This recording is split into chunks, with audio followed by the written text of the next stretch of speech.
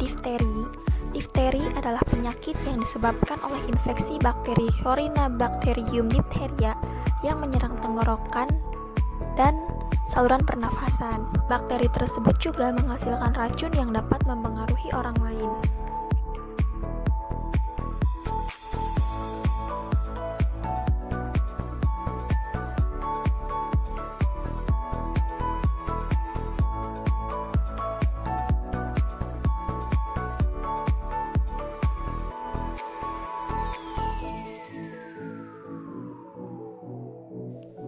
Mengenal penyakit difteri. Difteri adalah penyakit infeksi yang sangat menular yang disebabkan oleh bakteri patogen.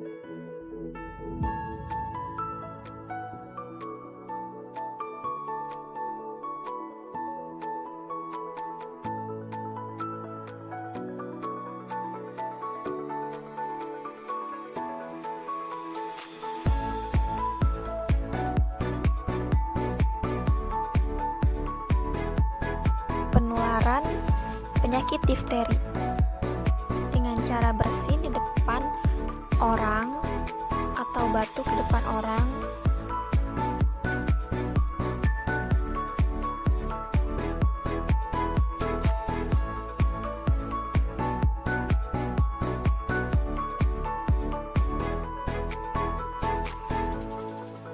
Gejala difteri. Yang pertama ada demam tinggi lebih dari 38 derajat Celcius.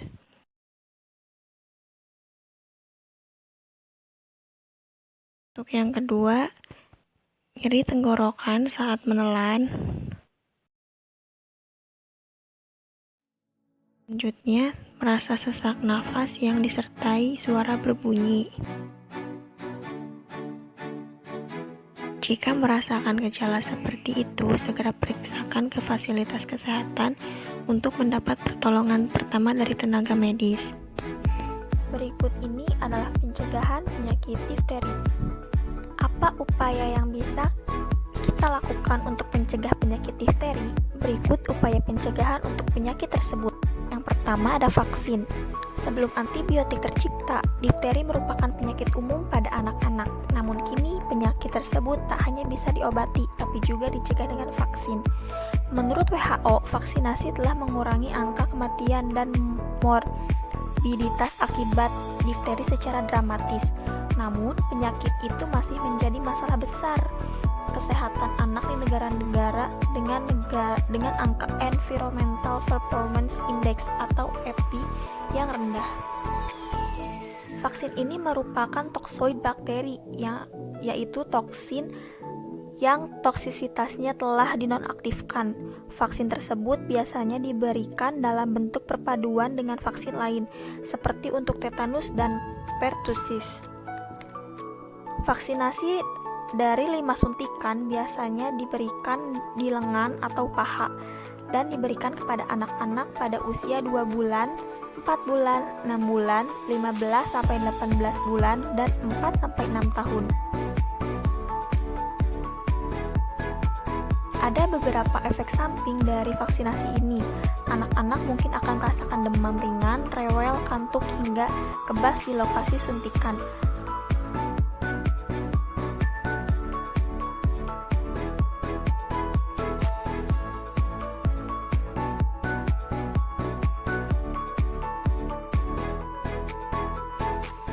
Untuk penjelasan selanjutnya adalah mikroorganisme Corynebacterium diphtheria.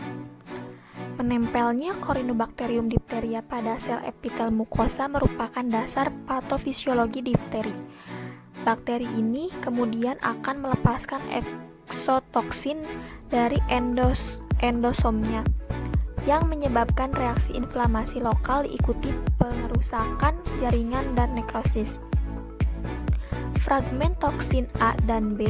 Toksin terdiri atas 2 macam protein, A dan B. Fragmen B berperan membuka jalan bagi fragmen A untuk masuk ke dalam sel. Fragmen B akan menyebabkan proses proteolisis melalui ikatan dengan reseptor pada permukaan sel host yang rentan. Hal ini menyebabkan hancurnya lapisan membran lipid. Fragmen A kemudian akan masuk melalui lapisan yang hancur tersebut.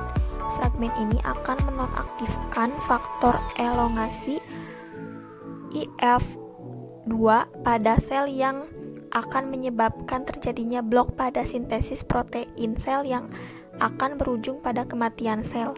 Proses ini menyebabkan terbentuknya pseudomembran yang merupakan koagulasi nekrotik yang terdiri atas fibrin, leukosit, eritrosit, sel epitel respiratorik yang mati, dan kuman. Destruksi jaringan lokal menyebabkan toksin menyebar secara limfatik dan hematologik menuju bagian lain tubuh seperti miokardium, ginjal, dan sistem saraf. Perubahan strain Corynebacterium diphtheria non-patogenik. Strain yang bersifat non-patogenik pada dasarnya menimbulkan infeksi yang tidak terlalu berbahaya, tetapi semenjak program vaksinasi berkembang, telah dilaporkan kejadian strain patogenik C. Diphtheria menyebabkan penyakit yang invasif. Untuk yang selanjutnya ada etiologi penyakit difteri. Adalah infeksi bakteri gram positif Corynebacterium diphtheria C. Adalah bakteri Bacillus non-motil, tidak berspora dan tidak berkapsul. Terdapat strain yang patogenik dan tidak patogenik. Kuman difteri dapat menular melalui droplet respiratorik seperti dari batuk atau bersin atau kontak langsung dengan sekret respiratorik dari lesi kulit yang terinfeksi dan dari barang-barang yang sudah terkontaminasi oleh bakteri difteri C. Bukan kuman yang sangat invasif dan biasanya hanya menempati lapisan superficial mukosa respiratorik dan lesi kulit dan dapat menyebabkan reaksi inflamasi ringan di jaringan lokal. Tingkat mortalitas difteri sangat bervariasi, dipengaruhi oleh beberapa faktor seperti bakteremia, usia, serta adanya komplikasi seperti asfiksia maupun miokarditis. Tingkat mortalitas ini diperkirakan sekitar 5-10% pada populasi umum dan meningkat tajam hingga 30-40% jika terjadi bakteremia. Tingkat mortalitas pada anak-anak kurang dari 5 tahun dan dewasa lebih dari 40 tahun sebesar 20%. Jika terjadi komplikasi, kematian umumnya terjadi pada hari ketiga atau hari keempat.